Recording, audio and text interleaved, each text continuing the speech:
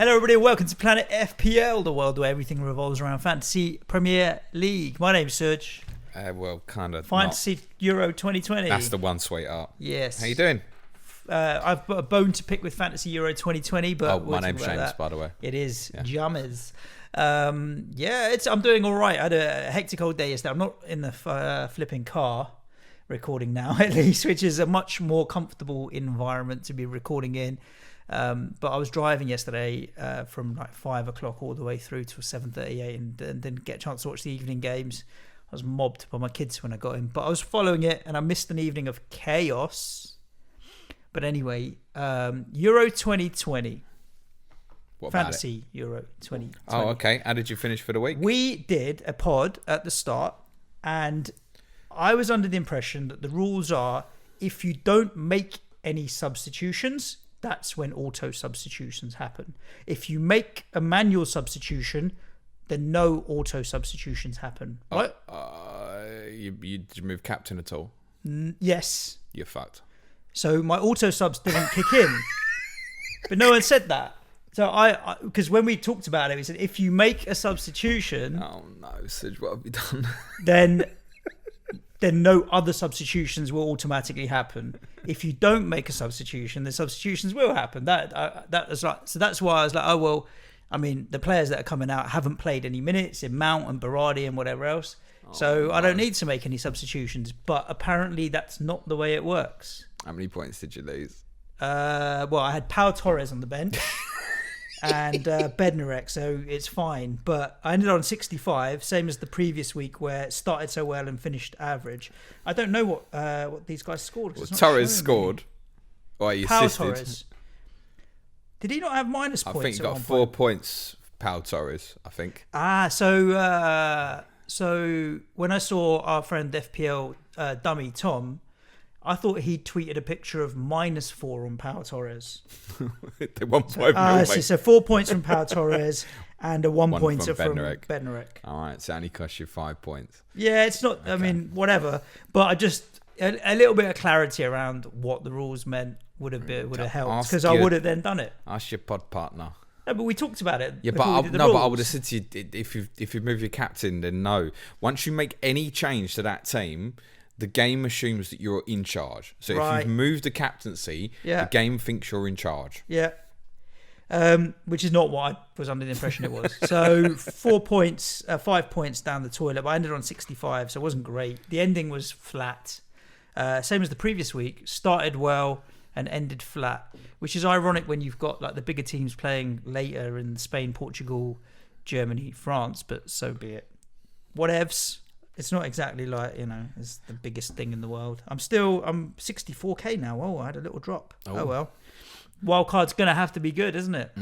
I'd like to say good morning to all Planet FPL patrons who are playing Euro Fantasy, because you're all fucking below me this morning. Are you top of the Planet FPL league? Yeah, mate. A patron league or? At a patron league. I'm not even in the patron league. 16th, that says a lot. I'm 16th in the overall mini league, which isn't bad when we've got over 1,000 in there. It's over 3,000 in there, isn't it? I think there is. I don't know how many's in there. It just tells you over 1,000. Oh, 1k plus. Okay. I am 1,996th overall. For me, the wild card worked out pretty well. 83 points. I obviously took the 11 points out yesterday for Marlon, Dumfries, Belotti and Bushkan, which was made up immediately from Simon and Moreno, 11 points in the Spain game.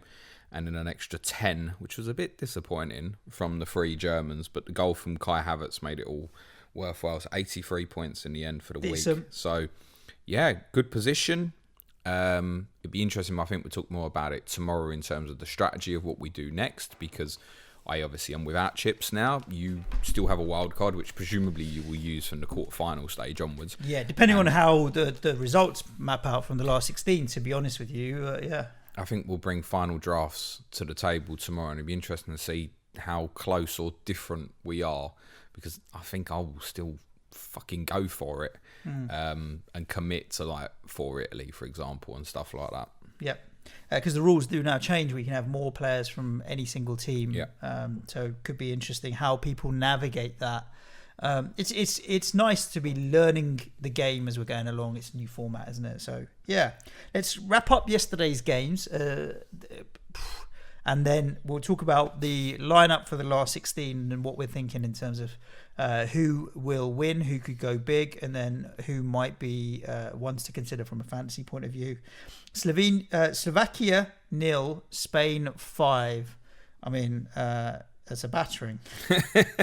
And a missed penalty in there as well, let's not forget, for our friend Alvaro Morata. Yeah, it absolutely was that. 3.46 XG for Spain, 66% of the ball, which we'd imagine. 19 shots to 3, 9 shots on target to 0.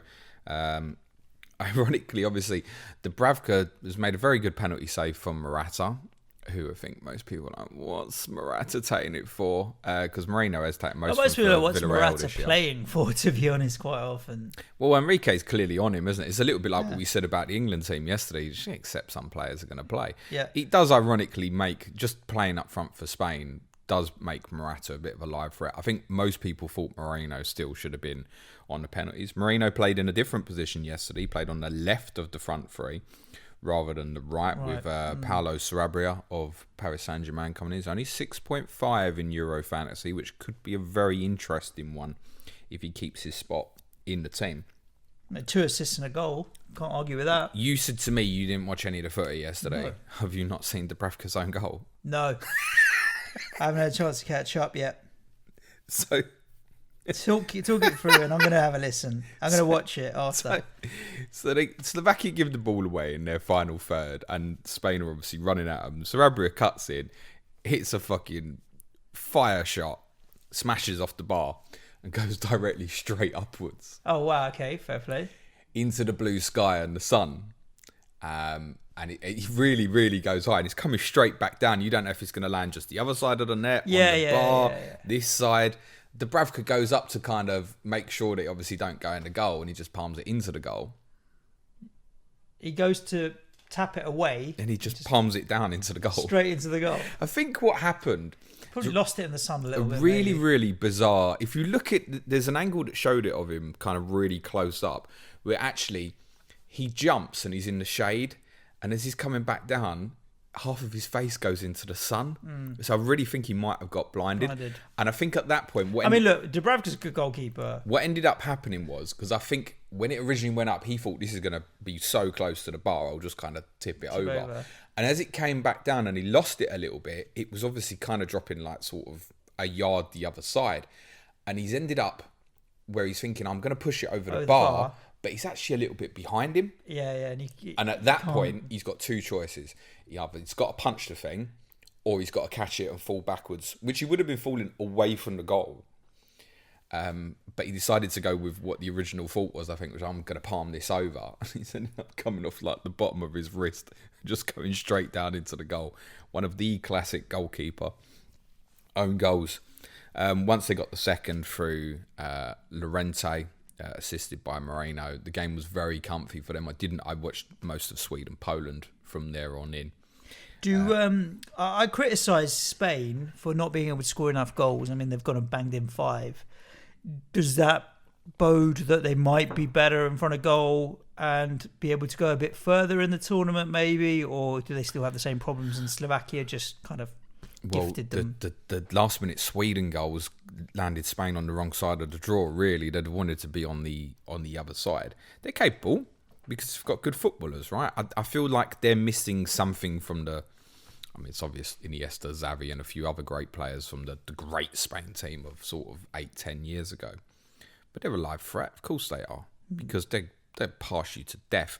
I think Busquets coming back is beneficial over Rodri. He's obviously a very experienced player. Interestingly, I know Pau Torres obviously come on and assisted the own goal.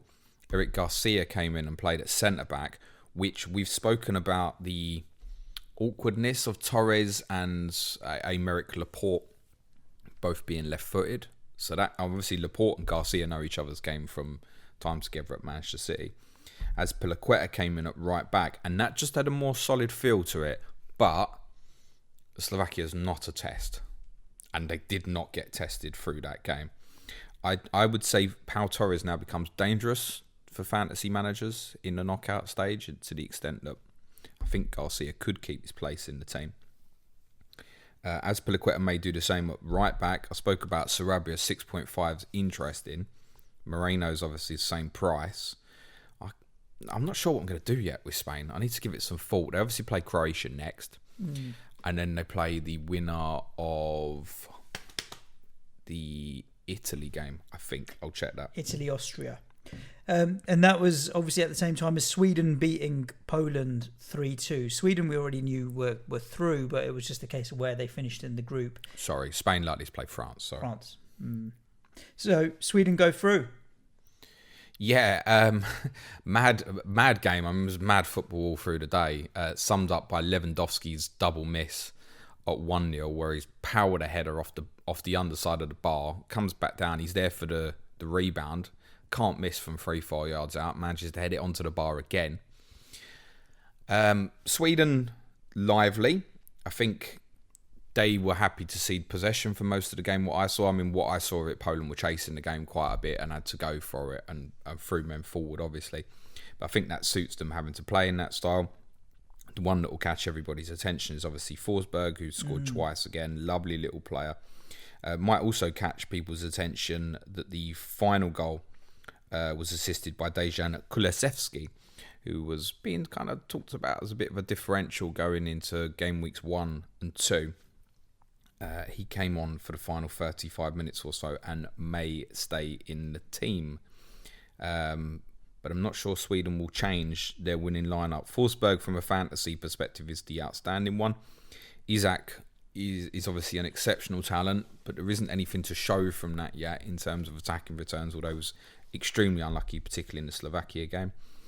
I'm pleased that Lewandowski scored twice, because I think for him to get 3 goals in 3 games in this team, and he should have had more, it's kind of shut a few people up about his ability. The first goal he scored is brilliant, and the second one, once it drops to him, even on his left peg, there's not a doubt that he's going to finish it.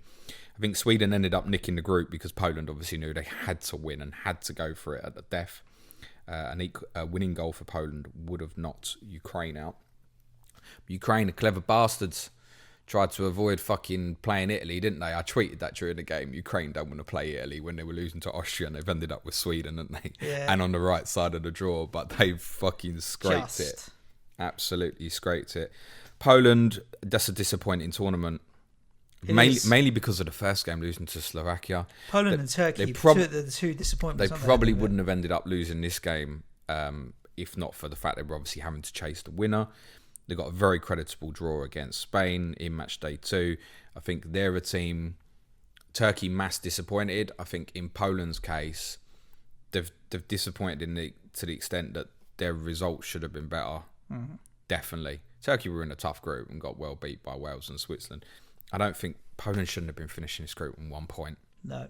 Disappointing. There's the other group, obviously Group F, the group of death, was I feel like over the course of the 2 hours there was every permutation and combination that happened. Portugal being top, then France being top, Germany being out at one point, Hungary looking like they were going to get onto 4 points when they were beating Germany. And in the end, it's ended up with France top, Germany second, Portugal third, Hungary out. Group of death. This was Group F me, mate. Unbelievable finish. So at one point or another, England were playing every team in the group last night. Mad. It actually changed. England's opponents changed 8 times during the course of the night. Absolute mad. And yet we ended up exactly where we started with both teams drawing. Yeah. But it was, I mean, I'm not going to give you too much tactically on any of the 4 teams that played, because I was just flicking constantly. I think like most people, I'm going to watch Portugal, France, and it'll be what it'll be, because these are the 2 teams I can learn about the most. Once Hungary went in Fred, it was like, I need to be watching this game, mate, because if the Germans are going to go out, I need to be watching this. Yeah. So I ended up watching probably more of Germany-Hungary than Portugal-France, which in hindsight, now that we end up playing Germany, I'm quite pleased about. To cover the games in the first instance, which one do you want to go through first? Or do you just want to go like a chronological of what the fuck happened? France, Portugal. I mean, Ronaldo back on the score sheet twice. What a machine. There was some controversial moments in this game. The I keep changing my mind from every time I've seen it, whether I think the first one where Lloris clattered Pereira, I keep changing my mind whether it's a penalty or not, because it ends up like a forearm smash after Pereira heads it and Lloris kind of gets a blocked punch on it, and obviously he can't stop his momentum. What I was thinking though was, if Lloris had actually caught the ball with two hands and followed through with a momentum like that, it's never a penalty, is it? No. And he has ended up blocking it with his hand. But I think it comes across as dangerous play and reckless because of the way Lloris collides with him. So I didn't have a problem with that. France's equalising penalty is never a penalty. The foul on Mbappe. Although they absolutely should have had a penalty at the death as well, which wouldn't have mattered. It wouldn't have affected the group in any way. But Bruno Fernandes, who didn't start the game, got away with a definite foul on Koeman right near the end. Although I'm not sure if it was borderline. The initial contact might have been outside. And Portugal's second penalty as well for the handball. I don't know where your man's meant to go. Anyway, this was the same referee who refereed the Champions League final. It didn't look quite so clever last night, actually. Different shape from Portugal. So they brought Renato Sanchez and João Moutinho into the team. I've spoken previously about their holding midfielders being a little bit samey. This brought a little bit of difference to them. Moutinho is a clever footballer, likes to play a little bit more advanced. Sanchez, Swansea fans, every time they're watching for Portugal, must still be hands in heads going, what did we end up getting? Yeah. Because he looked so good, particularly in the first half last night. So it was Fernandes that missed out. It meant Bernardo Silva and Jota played in wider areas. It was kind of a 4-1-4-1, basically. And I think they might stay like that with Bruno Fernandes possibly out the team, because they're going to play Belgium now. And it's going to be a tough game. They're going to be worried about the offensive of De Bruyne and Hazard and Lukaku and everyone else. Yeah. Nelson Semedo picked up an injury towards the end and actually dealt with Mbappe not too bad. He's a player I'm quite critical of. He dealt with him not too badly. So that's one to keep an eye on. Diego Dalot, formerly of United, may end up coming into the team at right back. Still convinced they're not great defensively. Shout out to Rui Patricio for one worldy of a save in the game as well. And France also changed shape a little bit as well. So we've seen multiple different ways that they've played. We've kind of seen Griezmann playing to the right with Benzema central. Yep. We've seen Benzema with Mbappe, with Griezmann more in a hole. This was more of a 4-2-3-1. So Rabiot was left out of the team. They played Corentin Tolisso on the right-hand side, basically in a 4-2-3-1. I think France's fullbacks have not played brilliantly in this tournament. So Hernandez was taken off after 45 minutes for Lucas Digne. There's a lot of talk in France at the moment who possibly want Lucas Digne to come into the team. Yep. You should be conscious of that. And Pavard has not played brilliant in France's two opening games either. And Jules Koundé played quite well at right back last night. So possible little bit of changes in the fullback areas. I would have thought, as they've got Switzerland in the last 16, that they will probably go back to bring in Rabiot or a similar player back into the midfield. Paul Pogba, excellent last night, by the way. Very good. I mean, he had 97% pass completion despite playing 11 long balls. It tells you what the quality of his long balls were like. And his assist for Benzema was worldy. Absolutely brilliant. I think Benzema's the best attacking one to go for, actually. Well, he's definitely in the team playing week in, week out. So, and the price wise, he was never going to get brought back into the squad to not play, was he? Basically, it's true. I think could favour him for the sort of $2 million less than Mbappe at the moment. No goals yet for Mbappe, not for the want of trying. But I think Benzema might be worth the saving. Actually, we know obviously he's on pens now as well. As Pepe was definitely really keen to tell Rui Patricio which way to dive, and of course Patricio dived the other way. Most of you will have seen that. Hungary have taken 2 points from France and Germany. They got to take credit for that, surely. So, brilliant stat. Tell me. Hungary were losing in the Group F for 6 minutes. In the entire... So that... No, I mean, Portugal scored what, in the 80... Was it 84th minute? I thought it was 81st or something. That's it? Yeah. That's mad. They were never losing to France, never losing to Germany. That is incredible. It is, isn't it? Yeah. And they were winning across the 3 games more than any of the other 3 teams. I suppose, look, credit to Hungary, but all I'm interested in is, can England beat this German team? Yes. And how and why? So Germany are quite dysfunctional at the moment, which is very unlike them. They're I mean, last night tactics just went absolutely out the window for them. And reading and listening to a few things last night, the Germans are not comfy with playing us. And there's actually a strange dynamic to this, in the sense that Germany have some great individuals, but they're not actually playing very well as a cohesive unit at the moment. And then you look at England and the way we've played in the first 3 games, and you go, well, that's a bit fucking German, isn't it? It's the same, yeah. And it's almost like the roles of... Yeah. I would have thought they'd look at it and be like, historically against England, we've always been good, and we've kind of got their number. So they should be all right. I wanted to take this little piece for you from Raphael Honigstein, who's kind of the most famous German English-speaking pundit, who wrote in The Athletic about Germany's historic strength has been to play like a team with a plan, overcoming individual shortcomings with collective endeavour. This Germany are the opposite. They were once more far smaller than the sum of its parts, a shaggy outfit who found salvation thanks to 1 second of brilliance when Musiala elegance combined with Goretzka's power. Against England, you cannot help but think the usual roles will be reversed.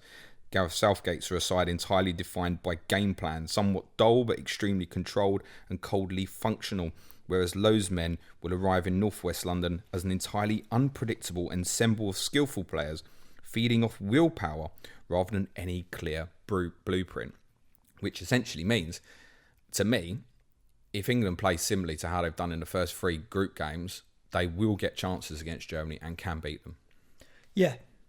I don't think England will lose because of ability. It'll be mentally. There'll be something around. It's the Germans again. But this generation of players, I mean, they play alongside a lot of the Germans from club football and so on. So I'm interested to see how it plays out. I mean, they ended up last night with Leroy Sané playing right back. Yeah. And shout out to Leroy Sané for getting a yellow card. So for all the kind of will there is in Germany at the moment to change the system to a 4, which allows Kimmich to go back centrally as he did in the last half hour or so of this game, it gives them a problem, like I said, in the fullback areas, where Goossens is a little bit too offensive to play left back, and they don't have basically a recognised out and out modern day right back fullback. And if you think about that against possibly Sterling in the last 16, I mean, it's going to give them some trouble. So I don't know what they're going to do. I think they're going to try and find a way to shoehorn Leon Goretzka, who equalised in the game, into the team. For me, he should be in this team. He's a good offensive player. His goals, assist numbers are very good. I feel Thomas Müller, who obviously didn't start this game, is underwhelmed. I think Serge Gnabry, who I saw absolutely destroy Tottenham a couple of years ago at White Hart Lane, as disappointed through the middle. I'd prefer to see him in a wide role at the moment, actually. There is no question that Germany individually, all through the team, have got some very, very good players. But as a unit right now, what England have actually ended up with in terms of the opponents we could have had, we've ended up picking out, unbelievably, it's Germany, the most dysfunctional one. And I don't think it's that bad. Okay. If we'd have finished second in the group, we'd have played Spain. If we finished third in the group, we'd have probably ended up... who have Czech Republic got? Holland. So Netherlands. Sorry, the Netherlands. Fuck me. I'll get there one day, 30 years of habit.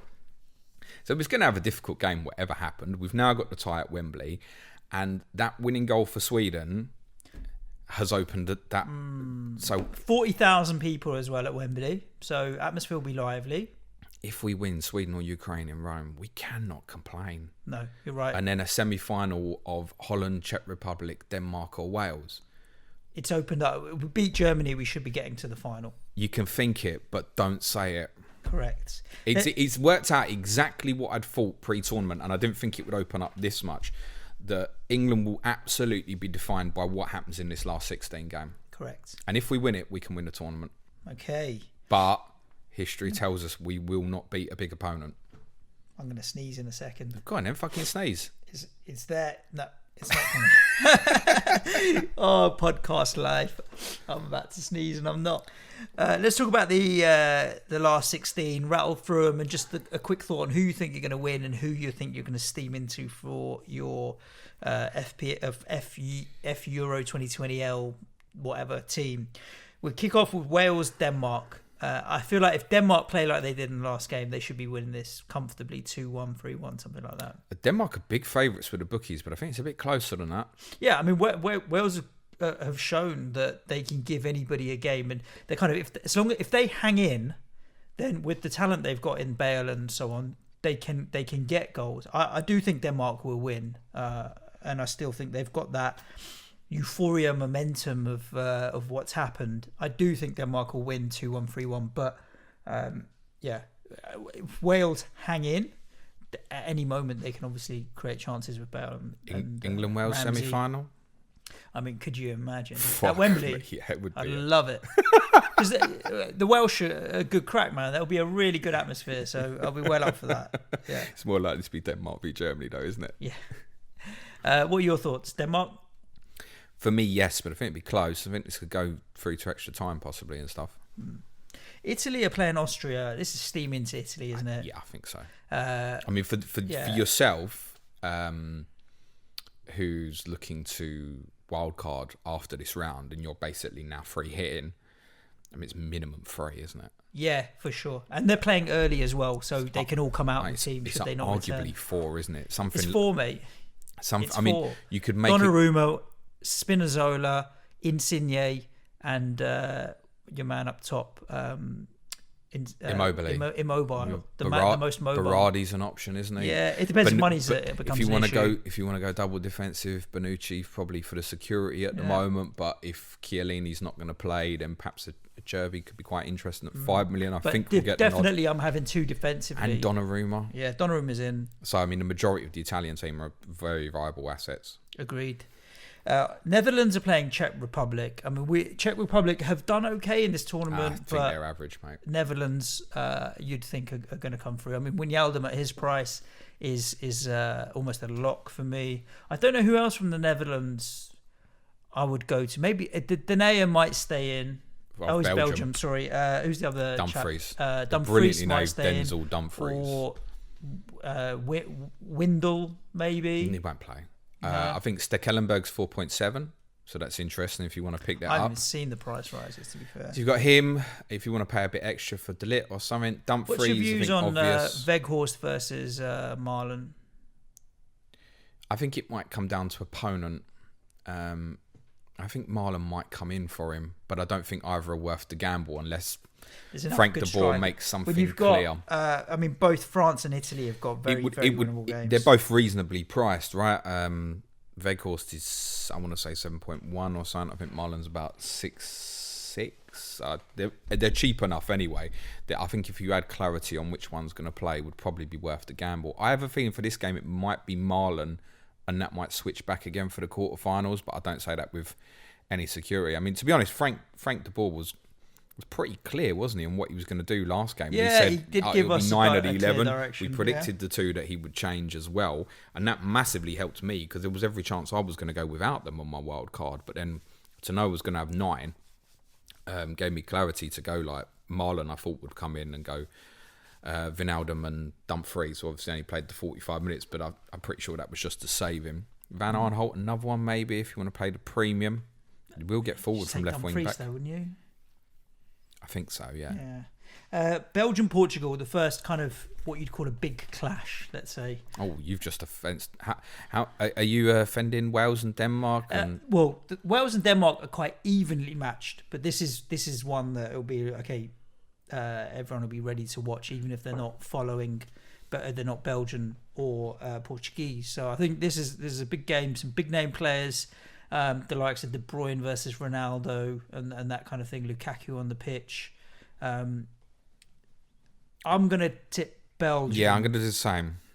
Just because I think overall their squad is slightly stronger. I actually think neither team are particularly brilliant defensively, and I think it might come down to a bit of a shootout, which then feels slightly ridiculous to go against But Ronaldo. Portugal But I just feel a think little bit Belgium too have a bit reliant more on of it. Ronaldo. That's what it comes down to. I think Belgium can eventually hurt you in slightly different ways, whereas Portugal are quite reliant on Ronaldo. I think the really interesting one, it's difficult to know how Portugal will line up, but the interesting one to punt, I think particularly for the free hitters this week, might be Jota. Going in behind Meunier and coming up against Alderweireld. Jota might be an interesting one. Okay. And I fancy Belgium slightly as well. And Lukaku a lock for you? Or not so much? I'm probably going to avoid this because I can't take the gamble in the same way, right? Yeah, true. And I think even for the free hitters, is Lukaku, you look at the fixture and go, Lukaku or Ronaldo, the best available forwards this week when you've got France versus Switzerland, Italy versus Austria. I get that. I think with versus Lukaku, Czech just Republic. because he played so many minutes in the last game and what have you, I think he's got the golden boot on his mind, Lukaku. Oh, he's definitely going to play. There's no question about that. No, but he's going to be greedy enough to be thinking about the golden boot, I think. You think Cristiano Ronaldo won't be? No, I wouldn't put anyone off Ronaldo on Ronaldo. 5? Yeah, I mean, that's probably enough, isn't it, actually? Ronaldo. 5 is normally enough in the Euros to win the Golden Boot. It's been occasionally 6. Croatia, Spain. Not evenly. I mean, you'd think Spain are definitely favourites, but Croatia can give anyone trouble. Like if Modric can get on the ball. It's a nice matchup because they're cultured in midfield areas as well, Croatia. So it's a nice matchup. Croatia, if Croatia are going to have to get the ball off Spain to be able to be cultured, that's the challenge. I think Spain will still dominate possession. But if Croatia can even get up to 40% or 45%, what they do with that is going to matter. But they've got Perisic is in form. Modric obviously is in a bit of form now as well. And they've got the momentum, have Croatia. I mean, Spain do as well from winning 5-0. Croatia have given Spain a few headaches in group stages of previous tournaments over the last decade or so. I think they might do again, but I think Spain will win. I would think. France, Switzerland. This is where I could see an upset. Really? Yeah. What are you smoking? No, but look, for an upset like this to happen... Have you been watching Shaqiri's hips? France have to have an off day and Switzerland needs to be at their best. If France have an off day and Switzerland are at their best, because from the first game against Switzerland, high energy, and they've been all right. They will attack. So it needs a combination of a France off day and a Switzerland good day. But if that happened... I could see it happening. No, I can't say that. You can't see them having an off day, if they have an off day. I can't see Switzerland beating them. Even if France have an off day. Remember how Switzerland played against Italy, and I realise Italy play with far more intensity than what France do. I mean, France actually can be quite laboured at times, and a lot of that's drawing people on so they can isolate Mbappe and 1v1s and stuff like that. I'd be stunned if Switzerland beat them. I wouldn't be stunned. No, I would be. I think I'm expecting France to win, so it makes it sound like I'm tipping this as an upset. But of all of the games, this is the most likely for me where I could see things getting a bit crazy. Where is it going to be played, that game? Do you know? It's not in France, is it? France, Switzerland, no. I'd have to check, to be honest with you. I know Portugal, Belgium is in Seville. It's going to be hot. It is an 8 p.m. kickoff, which should be a little bit helpful to them. But the concern actually is that's arguably the most attractive of the last 16 games. It's probably going to be played on the worst pitch. France is in Bucharest on Monday evening. England, Germany is the 5 o'clock kickoff on Tuesday. What are you predicting? Penalties. Yeah. I don't want to predict this. It's the pessimist in me saying 2-1 to Germany. Can I tell you truthfully, my heart tells me that this was always going to be the end road. Whoever we played in the last 16, what I've repeated loads of times, of historical problems of England beating major nations in knockout tournament football. It basically hasn't happened since 1966. We just don't beat these big nations in knockout football. Honestly, my head tells me that England will win. I've just noticed it's 5 o'clock and I'm thinking I need to send an email around to the company saying we're all shutting at closing at 5 o'clock, mate. Fuck. I ain't even asking you if I'm leaving early. Yeah, I don't even know. Well, to be honest, I was just going to suggest we could whack it on the big screen, 82-incher, get the beers in the fridge. I'm going to be sitting here watching it on Tuesday. But yeah, I can't. I don't even want to predict it. I don't want the words to come out of my mouth that say England wins. I'm going to say Germany 2-1, if anything. I'm going to have Harry Kane in my team. Really? Yes.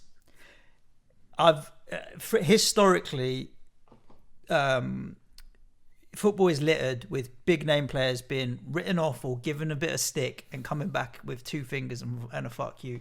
And he is one of the best. I just think this tournament he will have his say at some point in this tournament, and I wouldn't put it past him. I just think that form is temporary, but class is permanent, and I'm going to back him in my free hit team to do it. The interesting dynamic from a Euro fantasy perspective on this one is, well, it's twofold. One, obviously, if you make the right selections from England, Germany, and you pick the team that goes through, you're in a nice position with them potentially for the quarters and semi-finals. For next week, obviously, from a captaincy perspective, it's quite an even game. Ukraine-Sweden is the other fixture. What do you do with captaincy? Do you go elsewhere on a Forsberg or a Yarmolenko? I think that's also a 50-50 game, to be honest. Or do you go someone like that with Kane and know that he could be out straight away?